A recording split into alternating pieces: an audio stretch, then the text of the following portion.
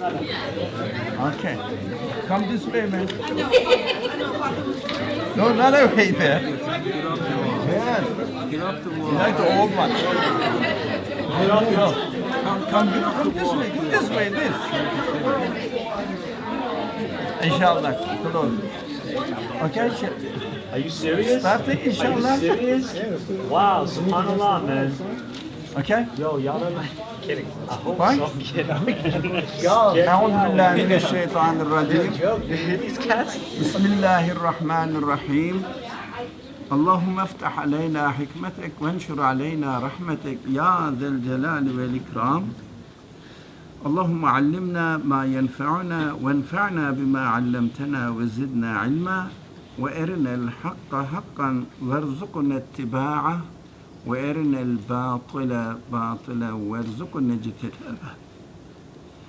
وصل اللهم على محمد وعلى آله وأصحابه وأتباعه أجمعين والحمد لله رب العالمين. So, brother, that's yours now. بسم الله الرحمن الرحيم. ربي اشرح لي صدري ويسر لي أمري واحلل عقدة من لساني يفقهون قولي. Imam Khalil asked me to sit in on this class while he's away, he's traveling, and with Dr. Murmur. And what I wanted to do was, he asked me to do whatever I'd like to do. So, trying to stay within the confines of the theme of the class, I wanted to introduce a particular text, but actually a particular concept, and that is realizing that the Quran can be viewed as we're all learning from many different aspects. But there are certain points which anchor our learning and understanding of the Quran, and this is part of the miracle of the Quran itself.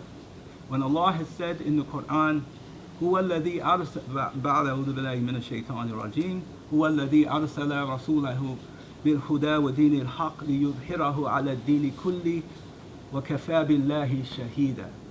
Allah has said in the Quran, it is He who has sent His messenger prophet with the guidance and the truth, that it may supersede, that it may eclipse all other systems, all other forms, all other lifestyles, and all other belief systems.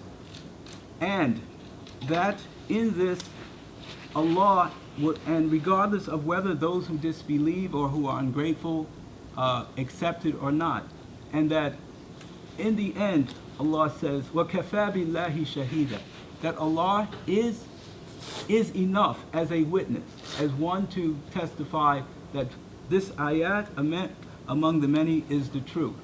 And so with that, we need not really look to any other source other than the Quran when it comes to dealing with our current situations, whether they be individual or collective.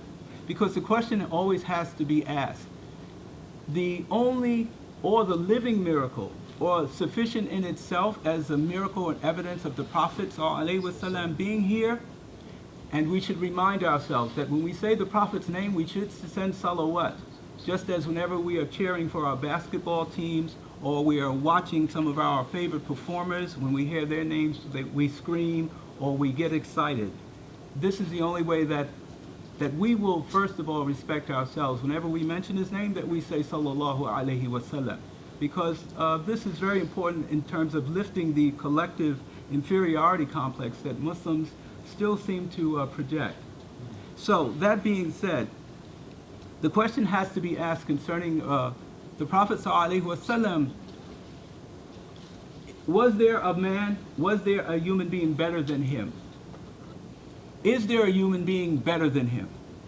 And will there be a human being better than him?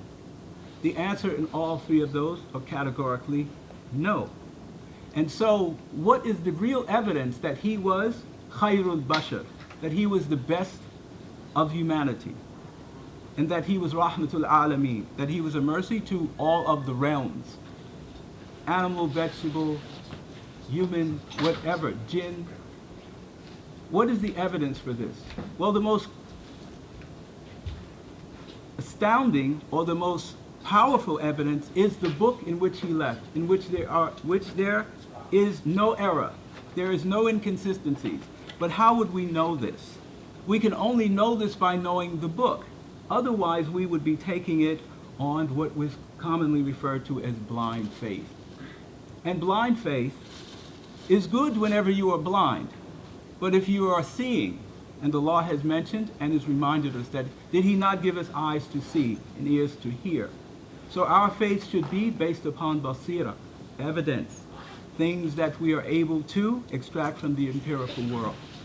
And so, in the Quran, Allah has mentioned and he has called upon a special category of those of the insan, of the human being, of the humankind.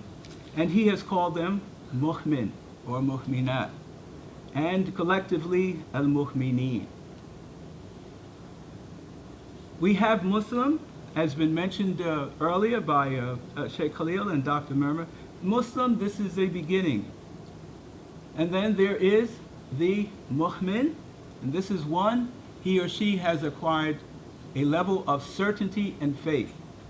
And above that would be the muhsin or muhsineen. And these are those who are the superlative examples of those who believe. And so Allah draws our attention in the Quran to the second category, which is the believer, al-mu'mineen. And he makes no distinction, except whenever there is something which is specific to the male or the female.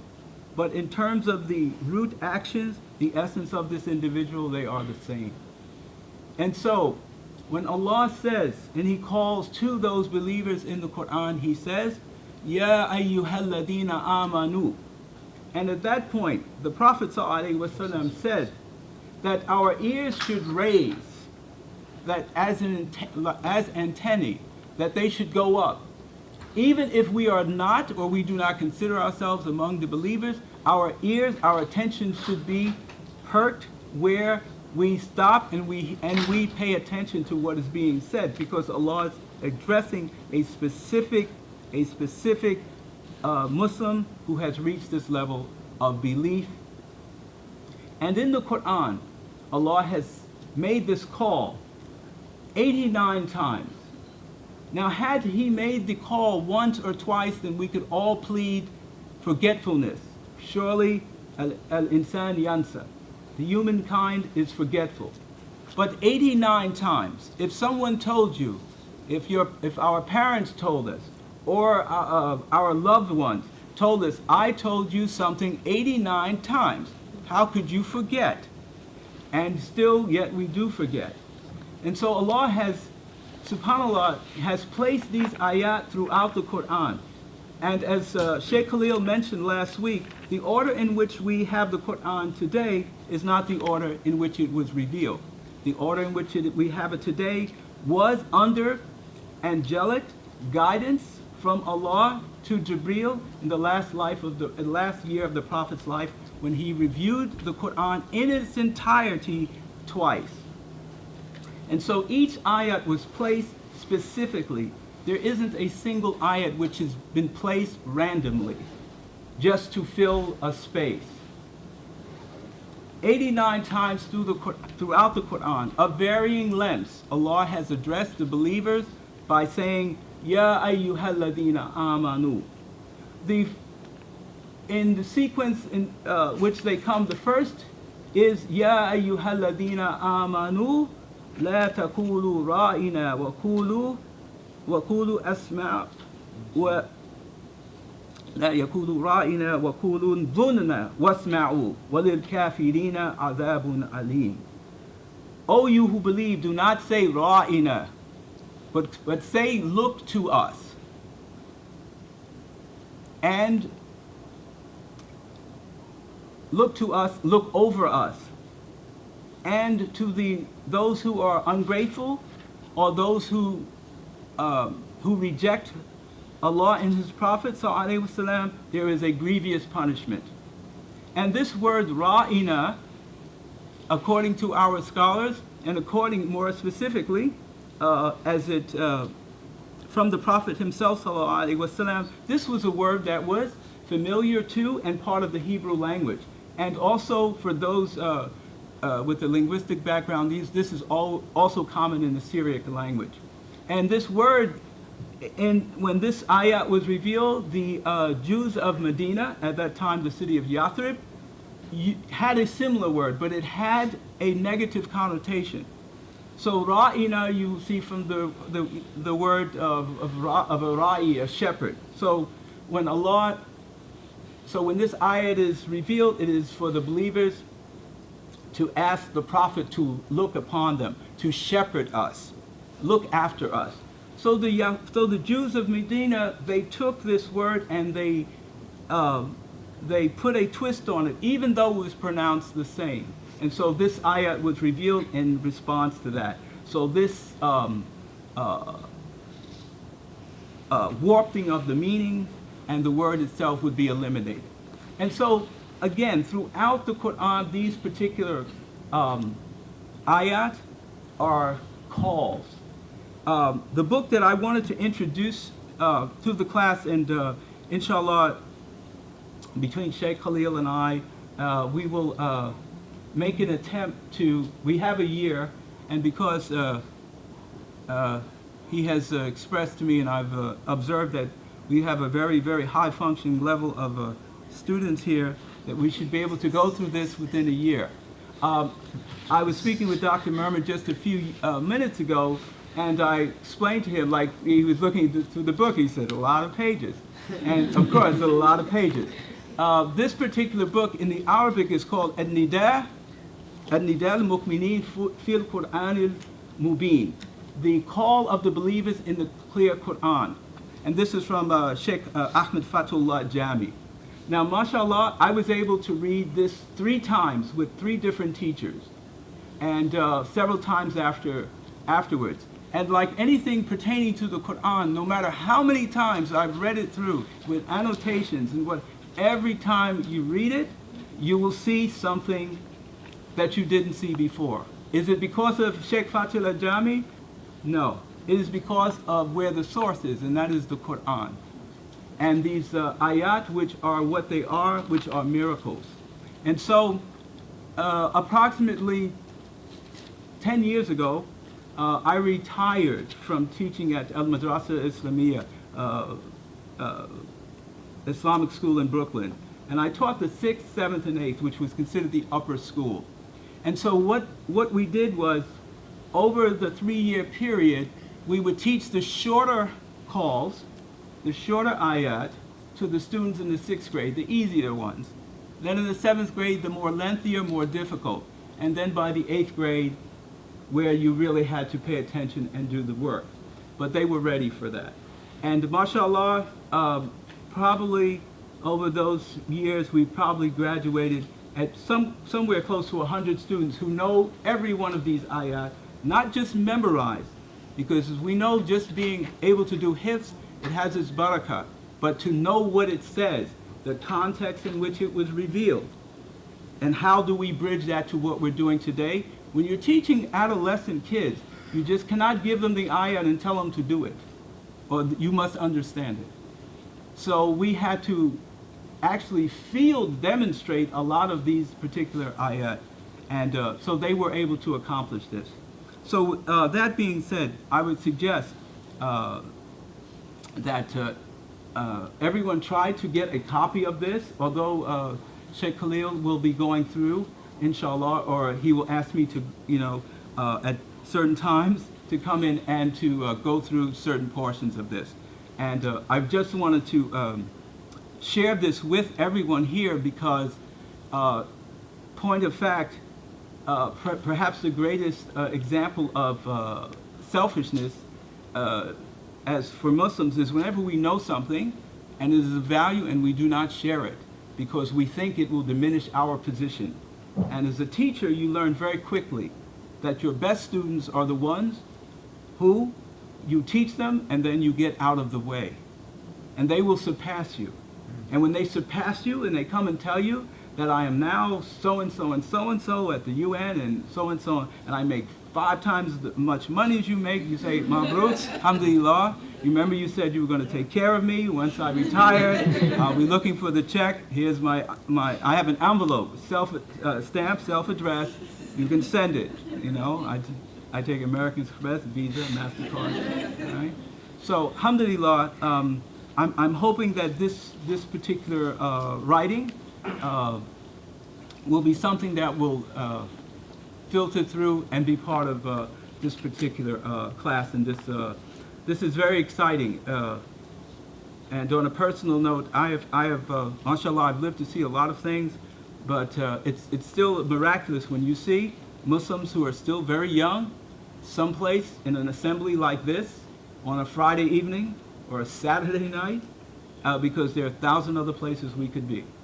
And you know, we ask Allah that He continue to send His rahmah and His sakina upon us, so that we will take this particular opportunity and not squander it, and that we really value our sacred tradition, and that we really learn to love the Prophet sallallahu alaihi wasallam, knowing that there was never anyone better before him, none better during his time, and there will be none better after we are gone. Ameen. Assalamu alaikum wa rahmatullah. Thank you. Here we go.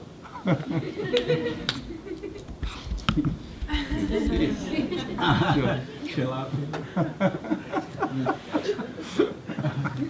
I love squirrels. They are really wonderful. Yeah, they look so lovely. So I said, okay, since Brother Khalil is not here, we can make some jokes. You know? He's a serious guy, we can't make jokes with him. Here it is. Intro to the Quran. The basics, the very basics. Inshallah. So please support me. Okay. Then I start hesitating. Okay. So the first question is this. How does the Quran introduce itself to its reader? What does it say? What does it say about itself? Well, there is no author, there is no publishing date, and nothing that speaks out of time. It's a strange book for many people, because for many cultures they are not, apart from the Muslim community, the people are not accustomed with seeing a book which has no author. Maybe Old Testament Torah,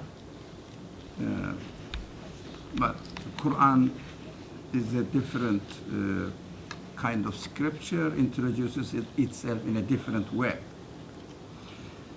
So I have, there are many verses in the Quran which introduces itself to its reader, but I have just almost randomly selected some of them which are more well known among the Muslim community.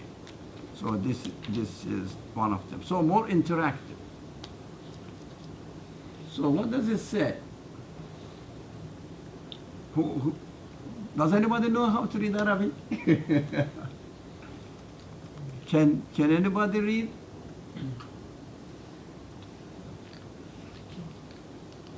So somebody else. Also, yeah, we know that brother reads, but I'm encouraging people to join, to interact. Yeah. So I really make it interactive. You know, none of the ladies know how to read Arabic? Sisters? No? Nobody? Come on, be courageous.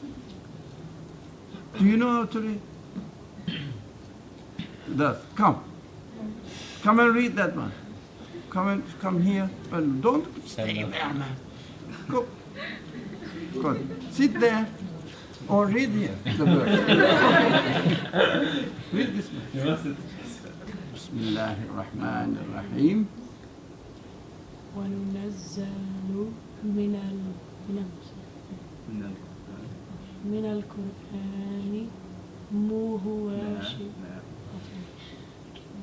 ما هو شفاء ورحمة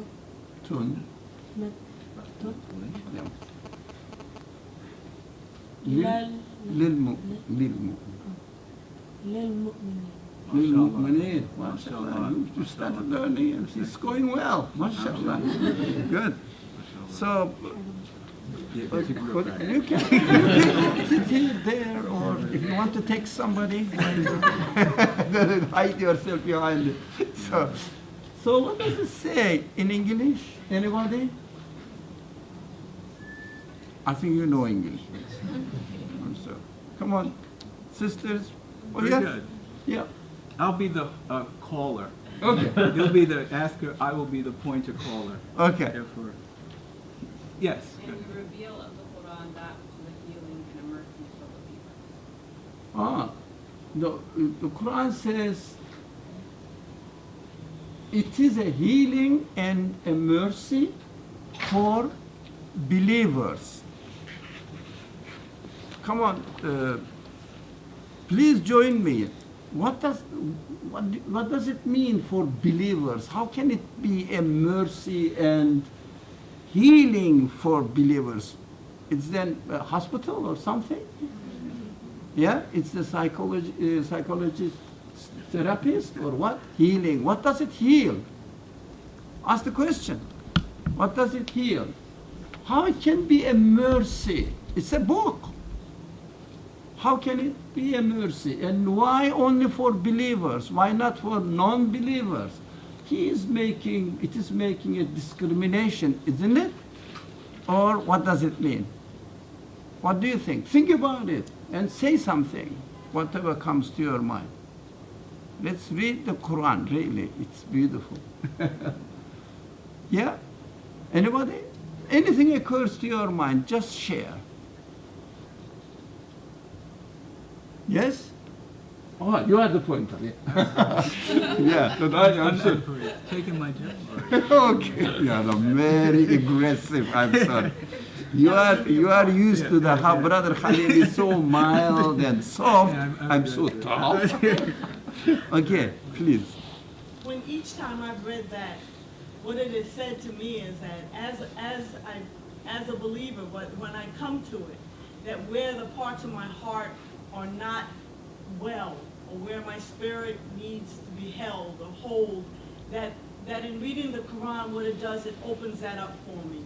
And that sometimes as a mercy for believers, that part where I needed to learn something, or I can excel at something, or do something better, or be a better human being to the next person, this is what I get out of that. Whenever I've read that piece, that's what I've gotten out of it. That as a believer, it brings for me a healing where I need it.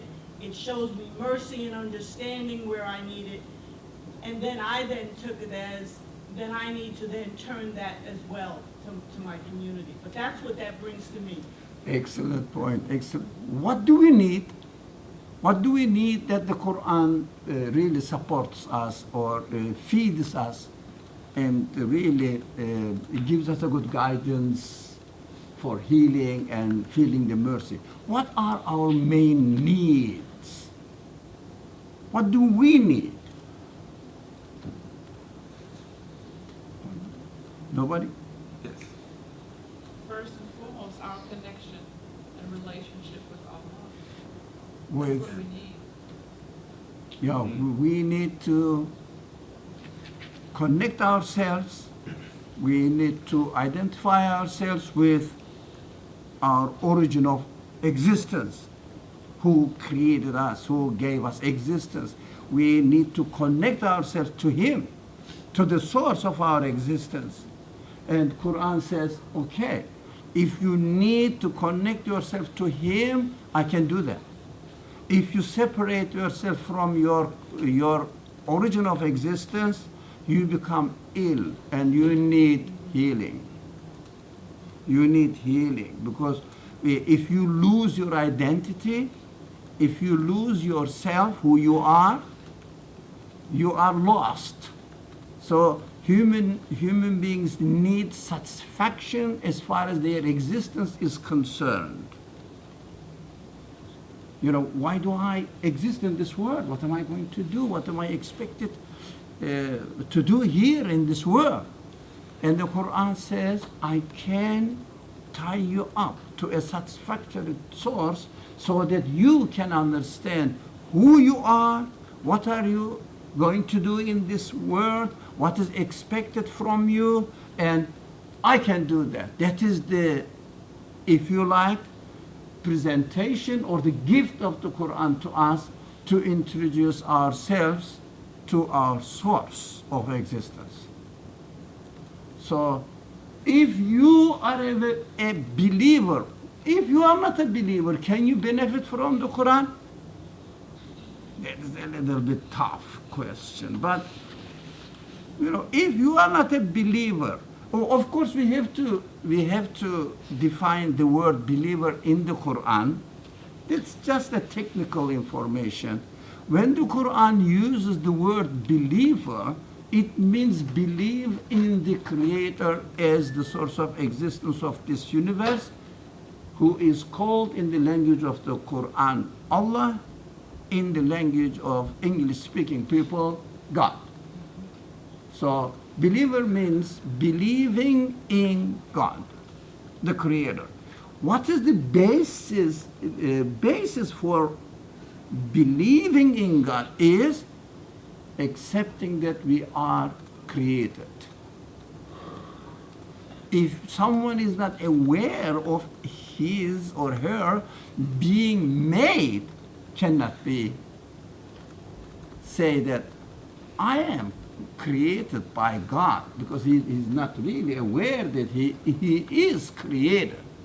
So if someone is not aware of his reality that he is created, he cannot really attach himself or herself to its creator, because the foundation is lacking. There's a vacuum. So we have to establish first, in order to become a believer, that we are created. That's what Quran always points out. Who are you? How do you see yourself? You know, you are weak, you are needy, you need guidance because you are made like in this form.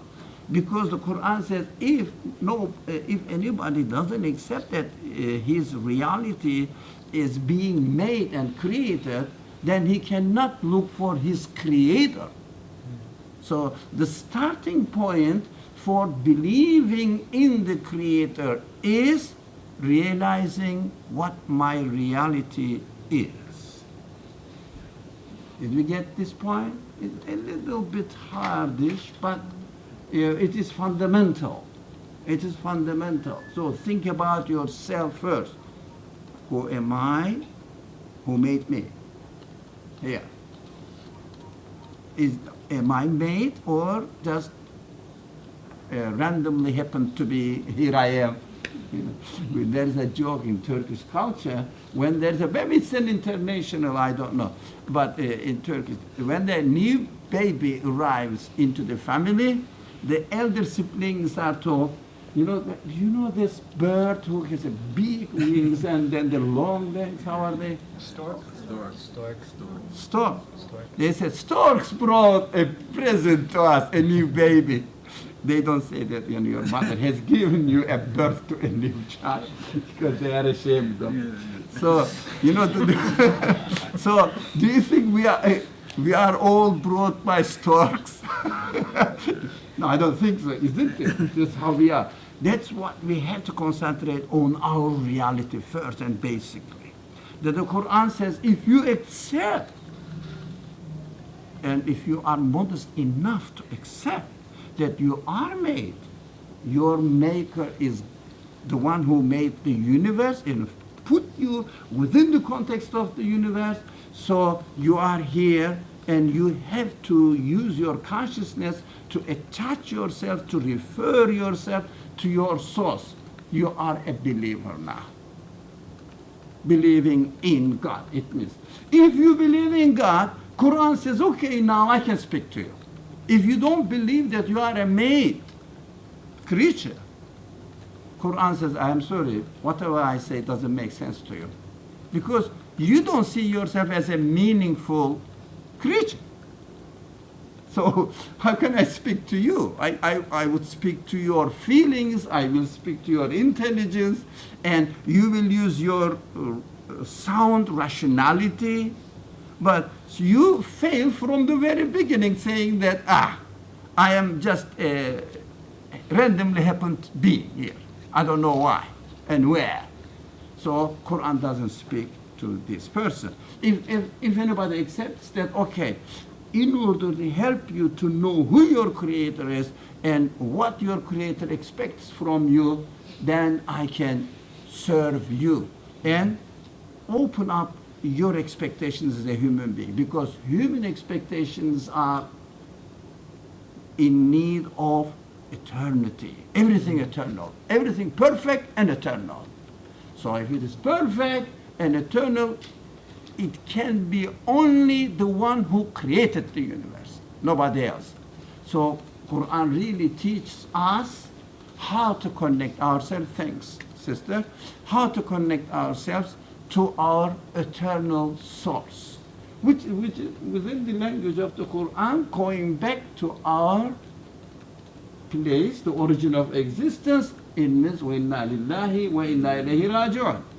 We came from our God and we have to go back to our source of existence, God. It means only the one who created me can satisfy me. The other things are all transient. Either today or tomorrow, maybe in 1,000 years, maybe billions years, they also will die away. So no one can satisfy human needs except the one who is the creator and the sustainer of this world. So this verse says, I am the one who heals you. I am the one who is the source of mercy for you. If you believe in your creator, I will guide you. That is the Quran. Another one.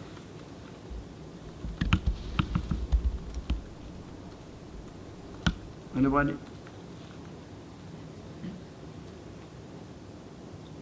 Anyone? Don't you know how to read Arabic?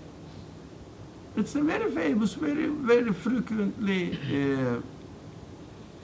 referred verse. Okay, please go ahead. Yeah.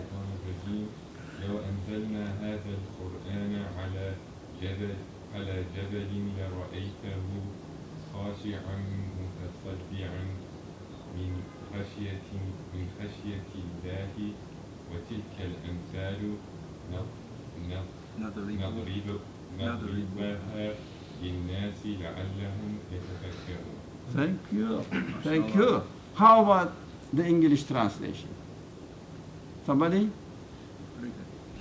Had we set down this Quran on a mountain, you would certainly have seen it falling down, splitting asunder for awe of God, and we set forth these parables to men that they may reflect. Is it, the Quran is very heavy?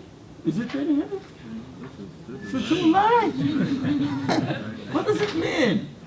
If we set down this Quran on a mountain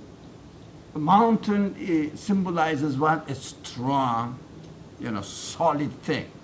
So you certainly have seen it falling down. Oh, it's crumbling, crumbling down. Oh, متصدعا من خشية الله, from the for awe of God.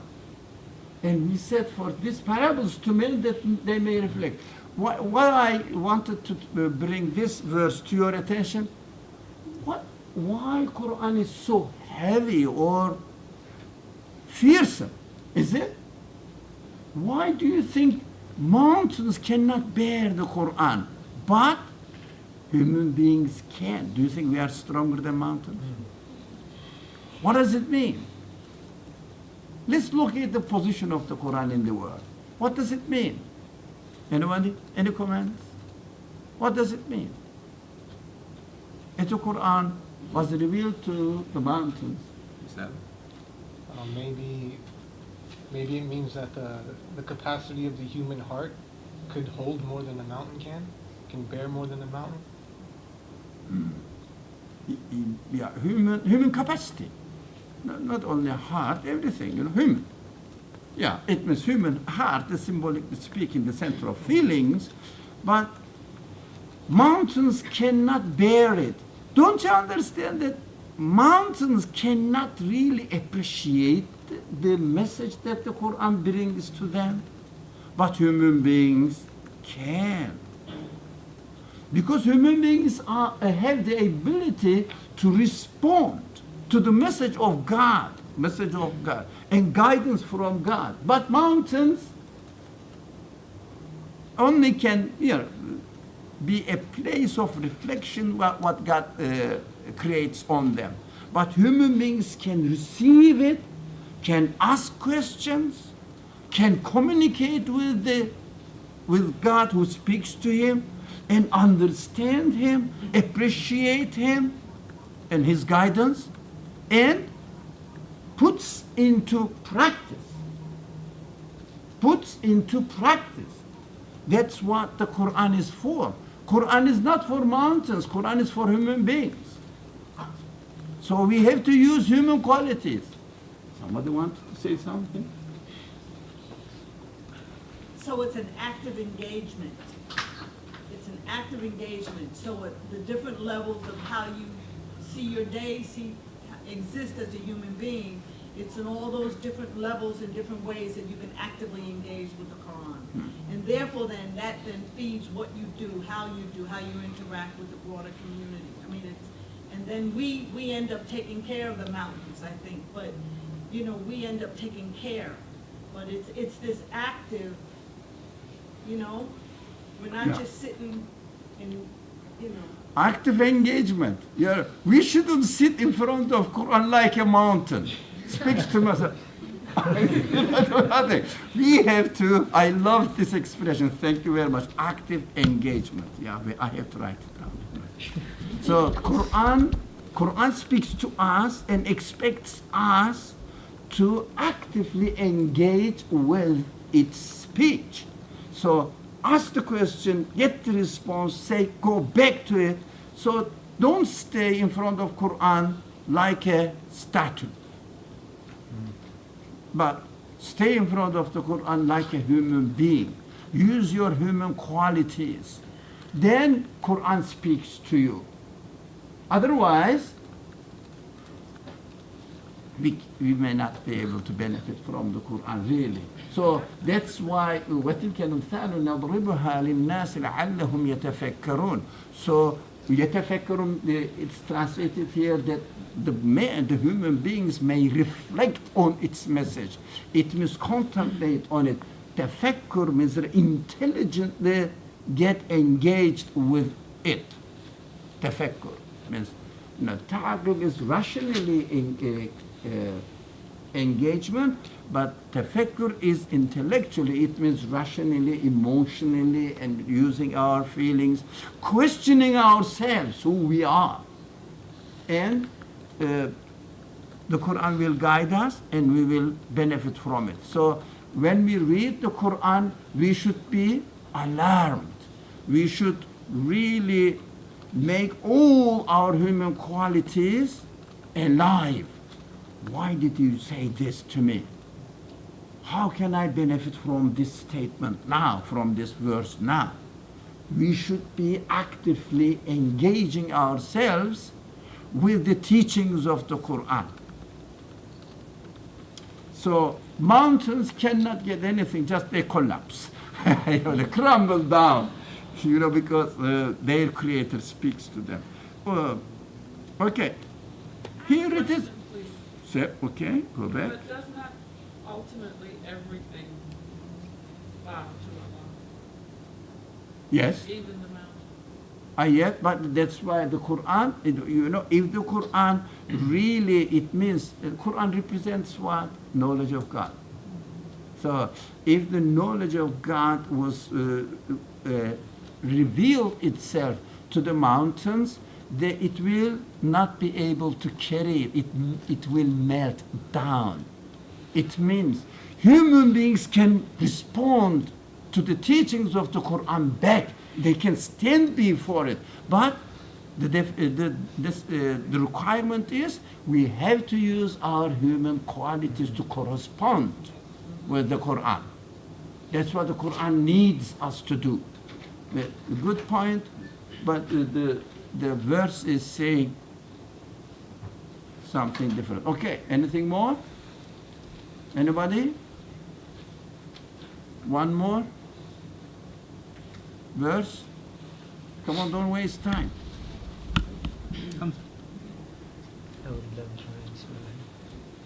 إنا أنزلناه قرآنا عربيا لعلكم تعقلون. Yeah, that is an interesting thing. Let's somebody join from sisters read the English. If anybody knows how to read it, please go ahead.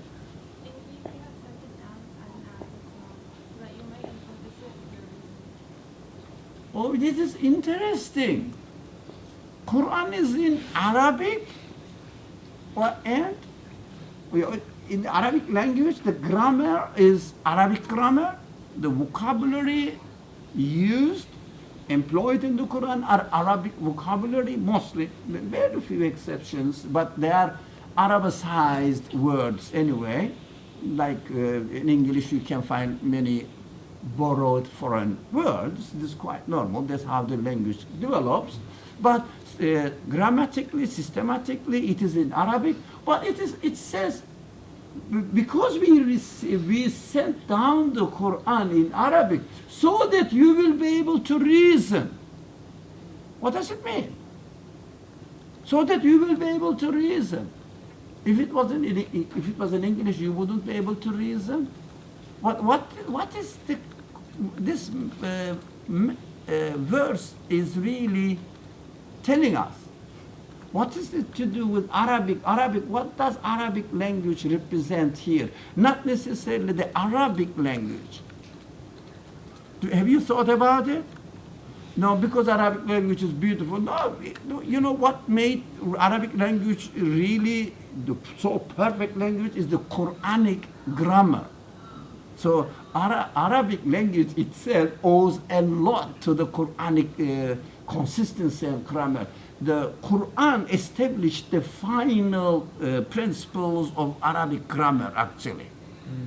But we have to know that as well. But of course, Arabic language is Arabic language, but at the same time, we have to reason what the Quran tells us in Arabic. So Arabic language from there, let me help you a little bit. Arabic language means here the language that human beings can understand.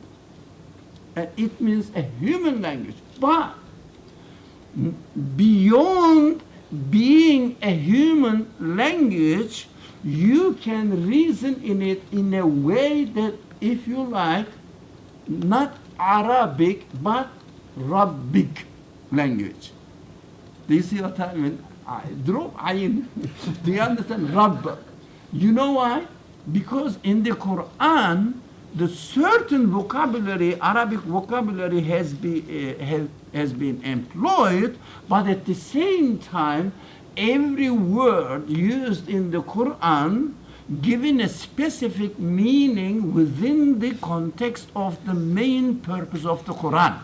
That's why we have to reason and understand, find out within the Arabic grammatic structure, we have to see by reasoning why God uses this word here, why God uses this sentence or phrase here in order to communicate his absolute knowledge to human beings. So look into it.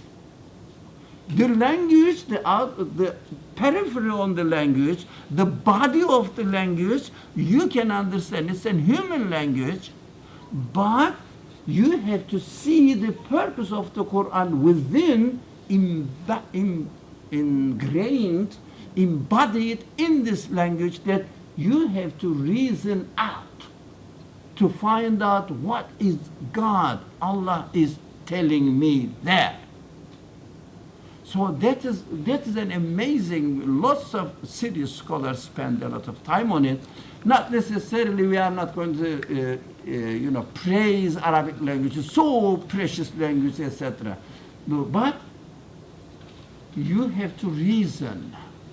Reason what? What is God telling me there? It is very important, but inshallah you will hear this and you will think about it, reflect on it more. Anybody who would like to make any comment on this verse? I studied Quranic Arabic in college like 40 years ago, and this just came forward as you were talking. I remember part of my struggle sometimes was understanding. I would read a word, and if I didn't really pay attention to the context of it, I would misinterpret it. I wouldn't quite understand because maybe a vowel wasn't there or the way it was written. So this is what's coming forward as I'm listening to you. I remember that one of the things I had to pay particular attention to was what was going on. So as a historian, I'm always saying to my students, so what else was going on? What else was happening? What's the whole broader story? And this is the sense I'm getting as you're talking about it, of how to understand the language and how it's used. Am I heading in the right direction? No, you're in the right direction. Oh, okay. So I just want to make, one thing is to see the words in its context, but the context must be in Arabic, Rabbi. They call it Rabbani. It means the educator, God, Allah, is the educator, Rabb, is speaking to me, so I have to look for why God is telling me this here. So I have to contextualize it within the purpose of the teaching of the Quran. The primary thing we have to ask, why does God speak to me? Yeah? Why does God speak to me? So he speaks to me to introduce himself to my soul, which is from him. It means going back home. So Quran's function is to take us back home. We are here now in a diaspora. Yes, in a diaspora. As far as the location of our spirit is concerned, we are in a strange place. So Quran says, I am going to introduce you to your home. So we have to read into the words, although they are Arabic, which I can understand, but under the lens of God's speech. It's not an Arab poet is speaking there. Your Lord is introducing himself to you and calling you go back to your original home. So that's why when we educate ourselves through the teachings of the Quran, we find ourselves where? In the presence of our Lord. So we get to know him. It is an interesting context here. Just to, and hopefully not to muddy things, but to clarify, give some clarity to what Dr. Murmer was saying. With regards to the Arabic language, and we are talking about the Quranic Arabic, we will find, when Allah has said in the Quran, Alastu bi Rabbikum, and we all said Bala. Now, if you say that to someone who doesn't know Arabic, there will be a sense of familiarity with that. And we have tried this, field tested this for many years. Any person, when they hear this, it sounds familiar. They don't know what you said, but no one has ever said, I have no idea what are you talking about? It's always what is called a pregnant pause. And it's like, that sounds familiar. It's kind of like, hearing like your mother's voice. if you're out in the street playing and your mother calls you from the window, there could be 50 other kids playing and 20 other mothers calling. But when your mother calls you, you hear it. And this is part of that familiarity. And one of my teachers, Dr. Balsam, she was from Iraq, brilliant woman, just brilliant. Forget the woman, she was brilliant. She said, Shaya, you cannot memorize Arabic, you have to understand it.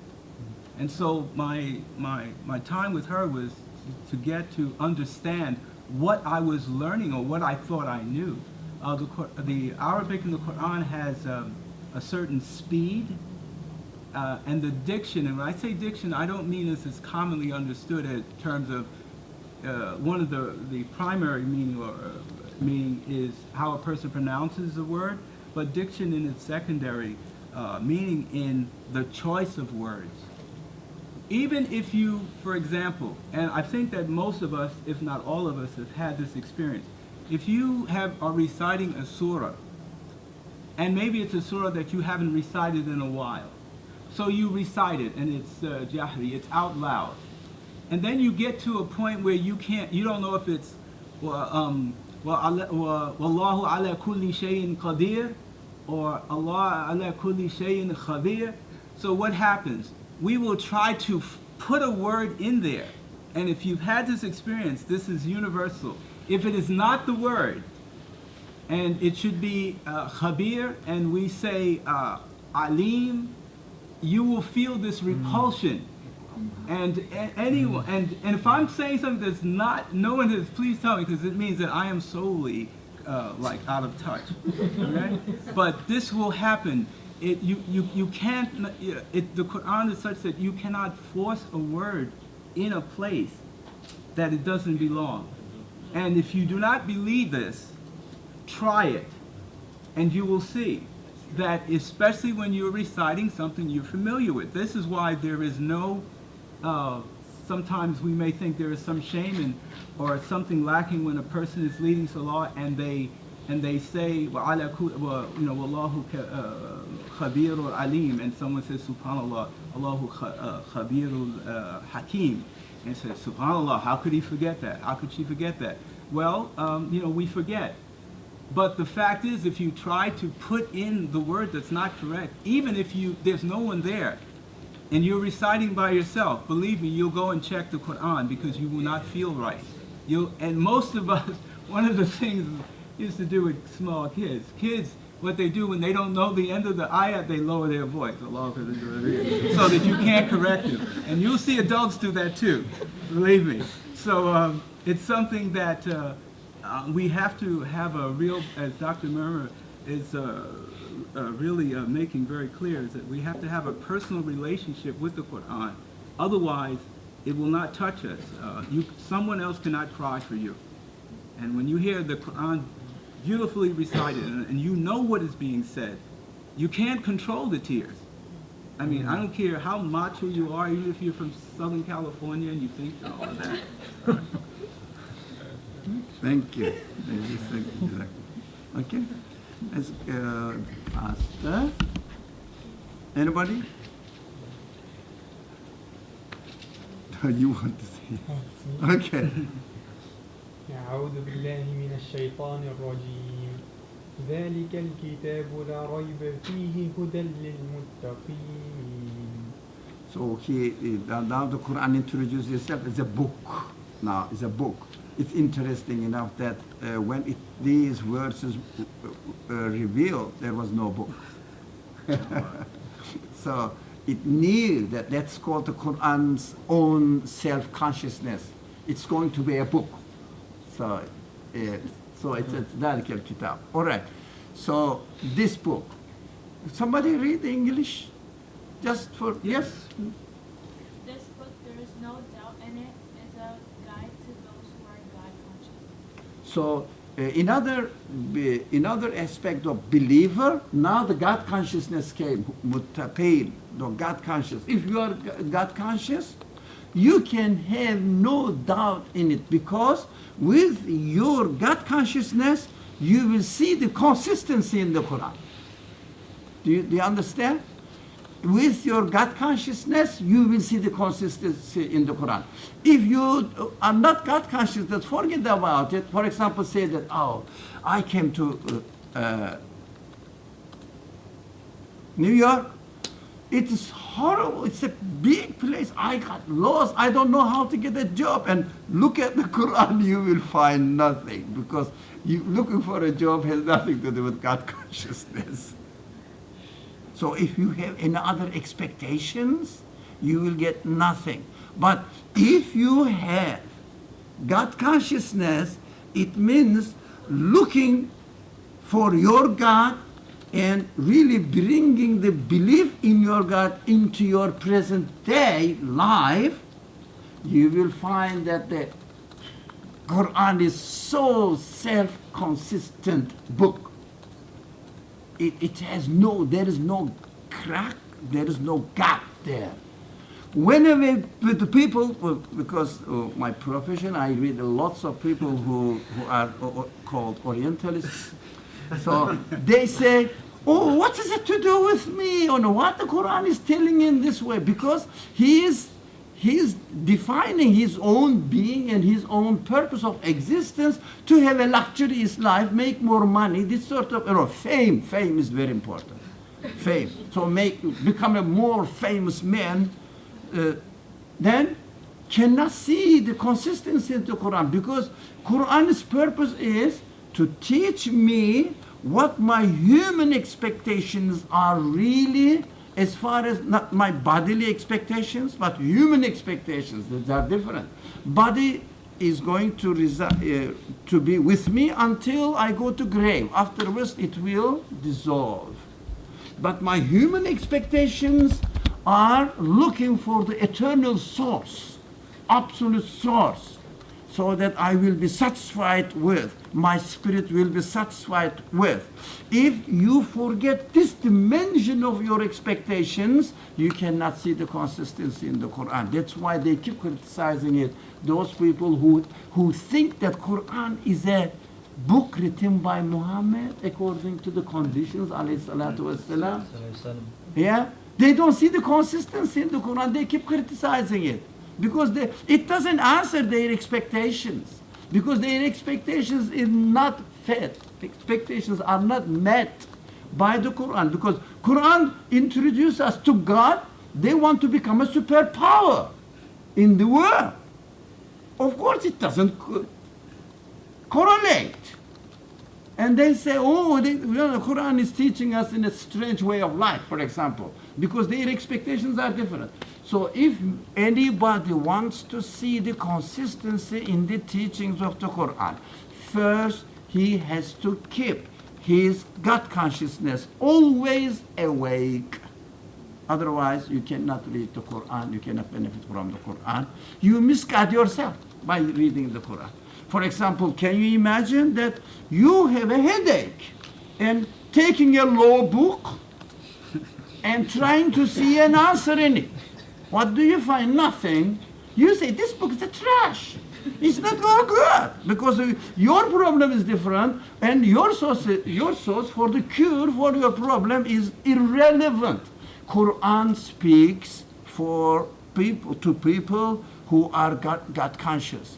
So only God consciousness, through God consciousness, we can see the consistency in the Quran.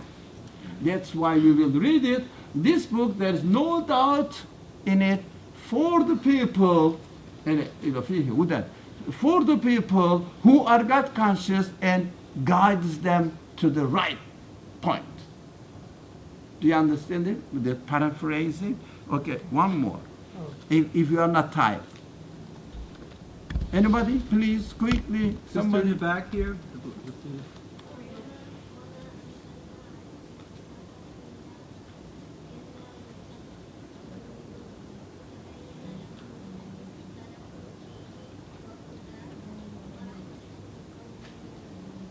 Minun. So your voice was not recorded. What shall we do?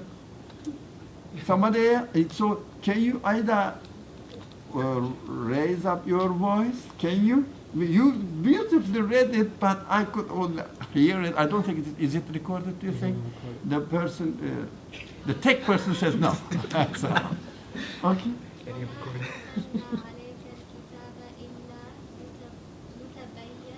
لتبين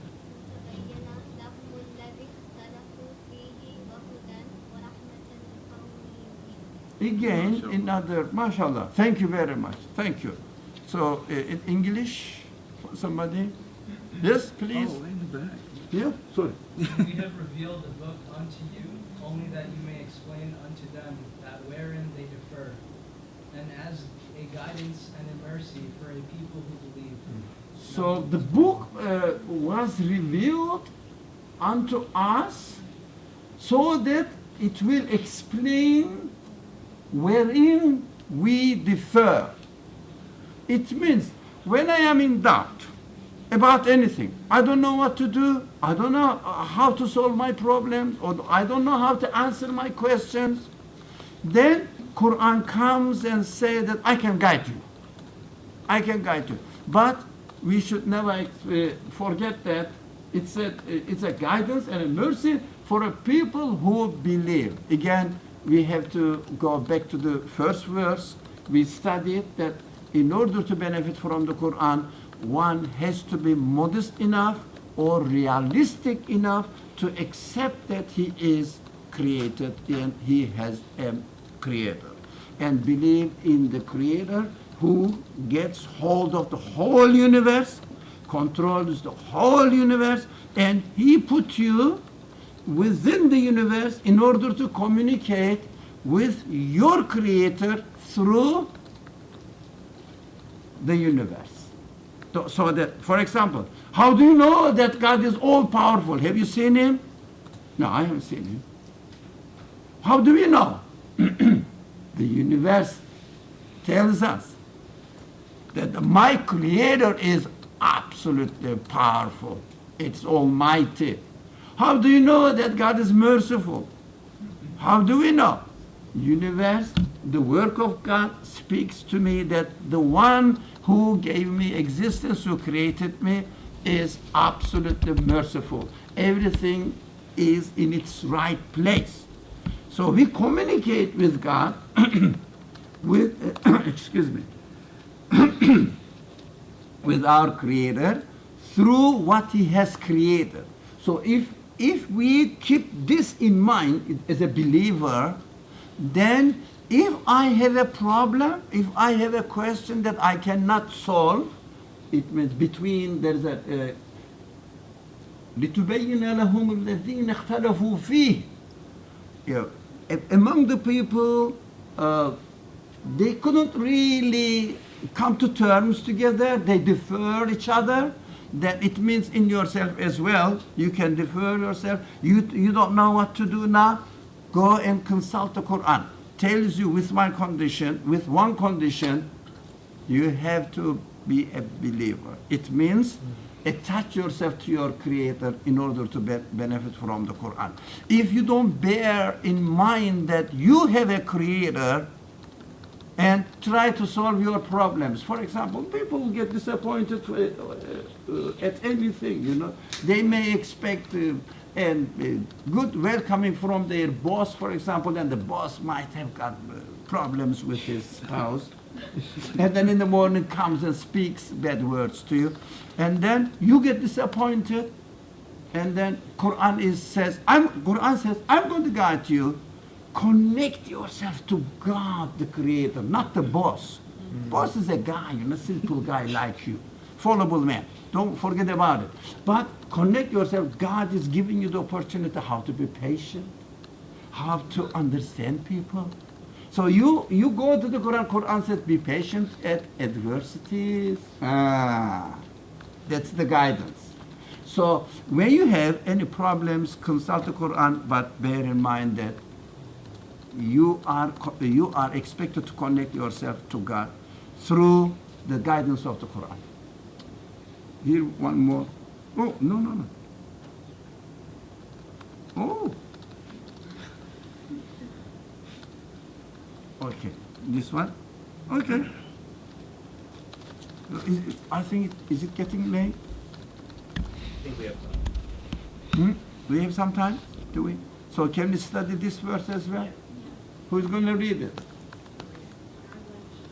وكذلك أوحينا إليك روحا من أمرنا ما كنت تدري ما الكتاب ولا الإيمان ولا ما الكتاب ولا الإيمان ولكن جعلناه نورا نهدي به من نشاء من عبادنا وإنك لتهدي إلى صراط مستقيم. صدق الله العظيم. Thank you. MashaAllah. Who taught them? MashaAllah. I'm picking up not non-Arabic speakers, you know, native languages. There are some brothers whose native language is Arabic. I'm ignoring them. I don't see their hands. So, because, that's your mother tongue. You don't have to learn specific the language of the Quran, but we have to appreciate those who learn how to read the Quran. MashaAllah. So, what does it say in English? Somebody from this those? Yeah, somebody. Who's with the light shirt there? Yeah. Go ahead. No, Thus did we reveal to you an inspired book by our command. You did not know what the book was, nor what the faith was, but we made it a light, guiding thereby whom we please of our servants. And most surely you show the way to the right path. So do you think if Quran did not speak to us, it means if God, let's generalize the language now, because Quran represents the scriptures altogether, from Adam up to Muhammad, alayhi salatu wasalam. All the scriptures ended up in the, if you like, Quran. So if God did not send any guidance, do you think, as they said, we didn't know what the book was? We wouldn't know what the faith was? Is it really true? What the faith believed? ما كنت تدري ما الكتاب ولا الإيمان. You wouldn't know what the book was. You wouldn't know what the Iman was if God had not sent His guidance to you. Have you ever thought about it? But Quran represents all the revealed books. It also says itself, I confirm all the previous ones. So, anybody? Any comment on it? Constant, Is it supposed to be and most surely show you the way? Or is that right? I don't know. Shouldn't it be most surely we show you the way? I think there's something missing there. Okay. Most surely, you show the way. Yeah, the translation. وَإِنَّكَ لَتَهْدِي إِلَى صِرَاطٍ مُسْتَقِيمٍ. We will come there. It's you show the way, isn't it? Yes. Mostly you show the way to the right path. Primarily speaking to the Prophet, but of course encompasses everyone who benefits from the Prophet, from the Quran. Following the Prophet, benefiting from the Prophet, the same thing. So if you benefit from the guidance of the Quran, you show the people the right way. That's the right translation. So let's go to this point. Would anybody know what belief in God will be, what belief in God is, what the book, the speech, book means the speech of God, the spoken language of God. So we would know if there was no revelation. Would we really not know at all what the book was and what belief in God was? If there was no revelation? You can imagine, everybody here, you can imagine, forget about all what you heard from the narrations of the Prophet or what you heard from the narrations of the other traditions, the Torah, the Bible, or whatever, the Psalms, Zabur, whatever you heard, forget about them. We are here in this world. Here it is, no religious source at all. could we really know what belief in God is? Is there any way? What Iman is, what the book, speech of God is, the one who created this universe. We would say it's an amazing place, yes, wonderful place, yes, but we would never know that this has a creator, conscious creator, who speaks and guides human beings. We would know what to. That's why the first man on earth is a prophet who received message from God. Otherwise, who would be lost? Yeah. So, if we really understand this, if we really understand the importance of revelation, what would it mean to me? I have to bear in mind that if I don't bring the speech of God into my life, I would know none of the reality. The summary of this verse is this. I would know nothing of reality of this world. Do you get it? Right? So any comment, any question, anything you want to say?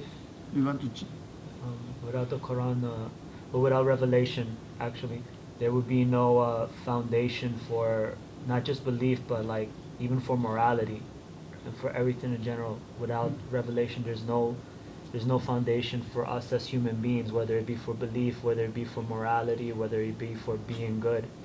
There's just if we don't have that foundation, we could do whatever we want and really not feel bad about it.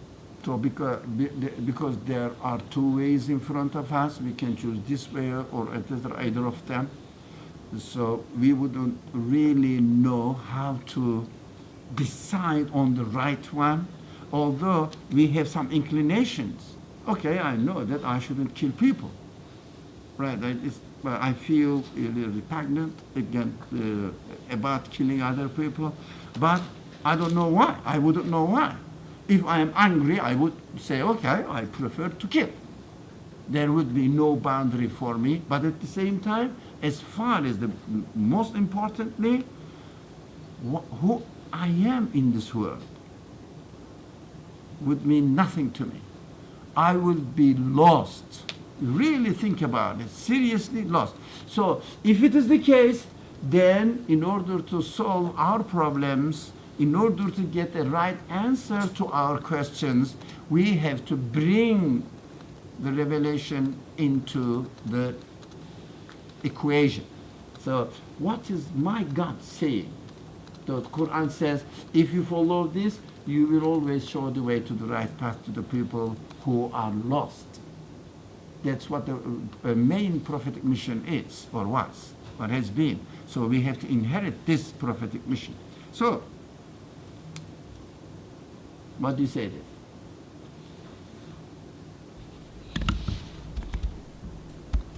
Kevin said, what Quran said, I am this, I am this, I am this, and somehow, roughly, can we endorse all these claims? How? By experiencing it. Sorry? By experiencing it. By experiencing it. Very good. How would you experience it? In your everyday Let's life. go to the thing. Yeah? Yeah? What is the Quran for you? What's the Quran for me? How do you take the Quran for yourself? Okay.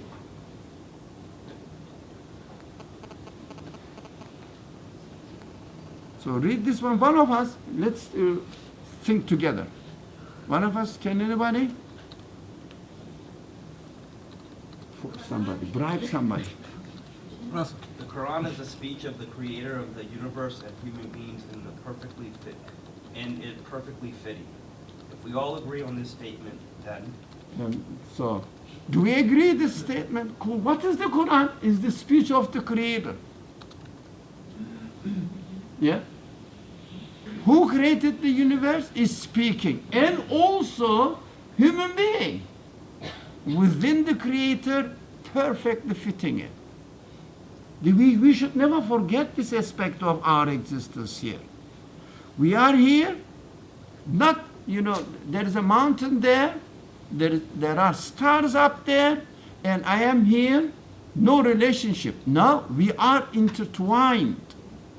Our existence as human beings is perfectly fitting within the universe. So exactly, fish in the sea, human beings in the atmosphere, physically, my mind, my feelings, my emotions, everything is, I like beauty, here are beauty.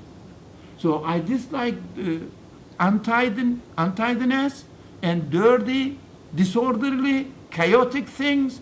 And if something chaotic happens, I turn away from it. Because I am engraved with responding qualities to what exists in the universe.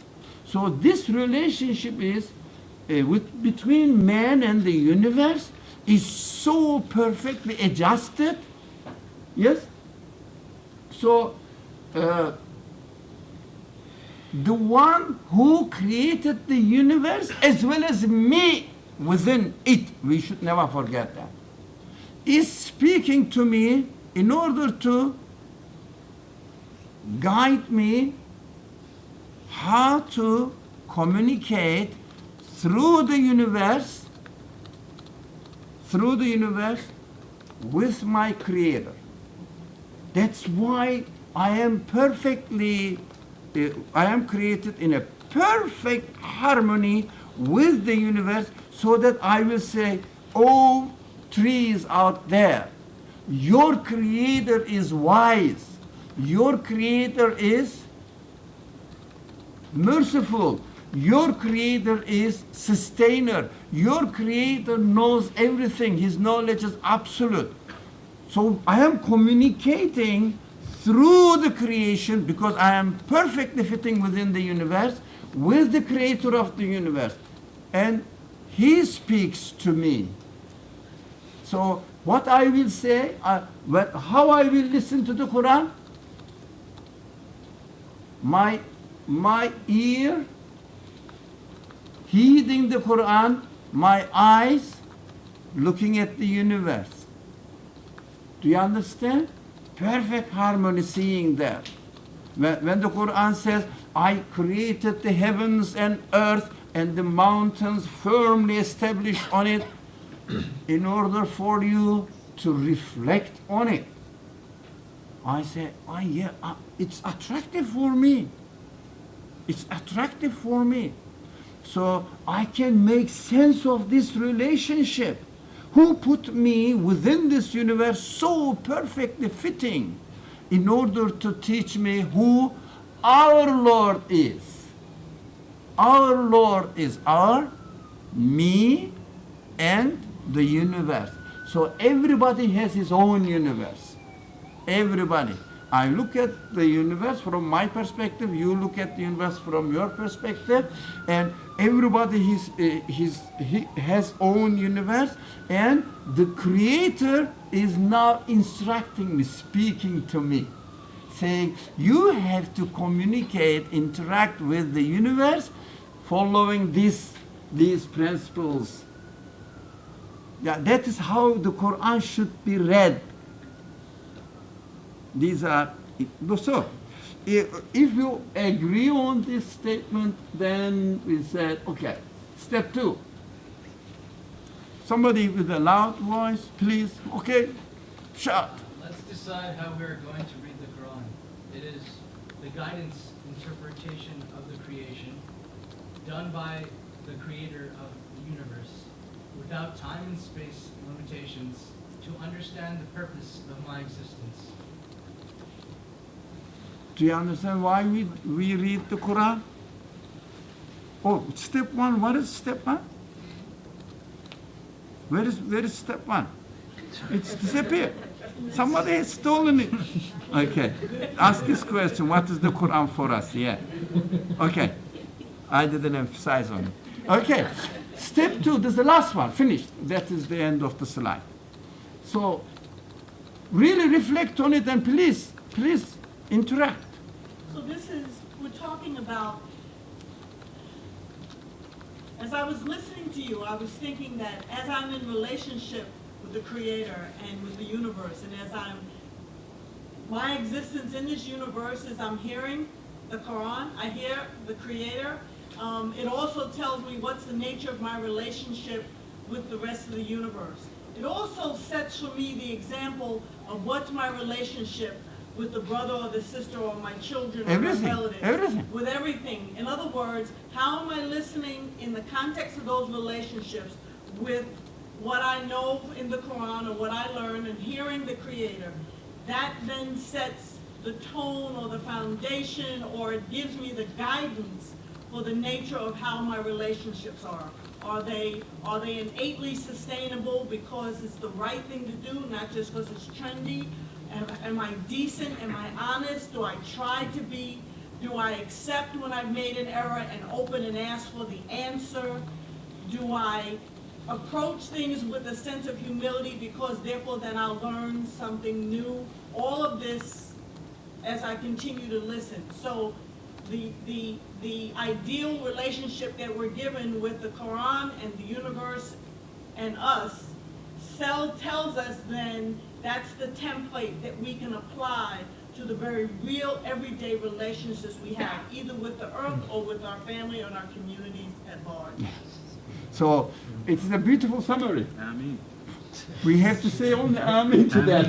Thank you. Thank you. So what we should notice that, for example, we should take care of the green earth. We should leave a healthy green earth to our progenies, next generation. It's a very, very small concern within the perspective of the Quran. It's a very small. You have to take care of the whole universe. You shouldn't just ignore their beauty. We shouldn't just ignore their balance, order, their perfection. We shouldn't ignore how their Creator is introducing Himself to me through creating this huge universe. And also, the earth, the moon, the sun, not today, without time and space limitation. I am concerned because those experts tell me that this universe has been created 13 billion years ago. I said, oh, it's a long time. I can comprehend that. It is within my perception. Quran says, how are you going to deal with this? Yeah, that's where, and then Quran says, كُلُّ آتٍ قَرِيبٍ وَالْعَصْرِ. So it really enlightens me how I should deal with the time. Why do you think the universe is so huge that no one can get to the end? Impossible. In both senses, that's very important. In the macro level, you cannot get to the end of the universe. How about in the micro level? You cannot get to the end of the micro level. You dig into the atom and subatomic world and whatever they call it. They have their technical words, quarks, whatever they say. There is still more into it. There is more into it. No one said that we have found the last particle. No, it is impossible. Why are we put in this huge universe? Because we have the huge capacity to get engaged with the universe so that we will know how perfect the source of this universe is. So we should conclude that my Creator is the absolute one. You cannot compare Him with anything in this world. He is the Lord of the all worlds. That's what the Quran teaches us. That's why we should expect the Quran to guide us, to enlighten in our understanding of the existence in general. Not only I'm going to read the Quran and learn how to fast. Ramadan is coming. It's very small. It's very narrow. It's a reduction to the value of the Quran. We have to learn it only once and that's it. You come to the masjid, everybody teaches you what's haram and what's halal about fasting. But how about the universe, endless universe, created, has been continuously subject to change and has been created for 13 billion years, and source never exhausts. What does it mean? How can you say not Allahu Akbar? That's what the Quran is teaching. Subhanallah. That's the main teaching of the Quran. La ilaha illallah. These are the main pillars of the teachings of the Quran. That's why we have to combine my capacity as a human being and the capacity of the universe in front of me, physical connection I have, emotional connection I have, and the guidance of the Quran, God's speech to me, how I should handle this fragile but yet enormous source of treasure, if you like, reveals the qualities of its creator. Here the Quran perfectly fits. He says, make prostration before the absolute source of this universe. It means really, wasjud waqtarib, prostrate and get closer. How? When you prostrate, you say, oh, I have nothing, and the other things have nothing, no power, no say on the existence of anything, only you. That's why prostration means this. Wasjud, prostrate yourself, annihilate your claims. You are nothing. You are given all these qualities by your Creator. You have not produced anything in this world, so that you will get nearer to your God. The main teaching is bringing us to the presence of God. That's what Quran is about. That's what I understand. So we should never forget human beings, universe, and the teachings of the Quran together. Represented by the Prophet, that's another dimension. But for today, inshallah, I would like to end here, prostrate. It's time getting closer, the time for prostration, and get nearer to God under the guidance of the Quran. That's why we should read the Quran for, inshallah. Thank you.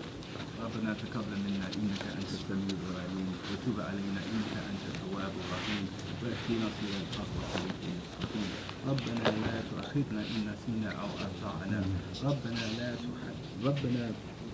تؤاخذنا ان نسينا او اخطانا ربنا لا تحمل علينا اصرا كما حملته على الذين من قبلنا ربنا ولا تحملنا ما لا طاقة لنا به واعف عنا واغفر لنا وارحمنا أنت مولانا فانصرنا على القوم الكافرين سبحان ربك رب العزة عما يصفون والسلام على المرسلين والحمد لله رب العالمين.